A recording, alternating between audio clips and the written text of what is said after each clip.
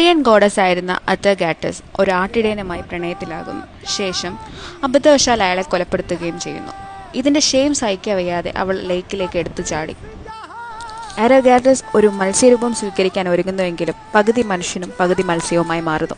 ഇങ്ങനെയാണത്രേ മെർമെയ്ഡ്സ് ഉണ്ടാവുന്നത്. ഈ മിത്സ് കറക്റ്റാണോ ഇല്ലയോ എന്ന് എനിക്കറിയില്ല. പക്ഷേ 120 രൂപയ്ക്ക് മെർമെയ്ഡിനെ ഇത്രയും ക്ലോസിൽ കാണാൻ പറ്റുമ്പോൾ നമ്മൾ ആ അവസരം പാഴാക്കാമോ? അങ്ങനെ ഞാനിന്ന് വന്നിരിക്കുന്നത് ആലപ്പുഴ മറൈൻ എക്സ്പോയിലാണ്. ഇവിടെ മെർമെയ്ഡ്സ് മാത്രമല്ല, പലതരത്തിലുള്ള fishes, robots, under water tunnel എല്ലാം ഉണ്ട്.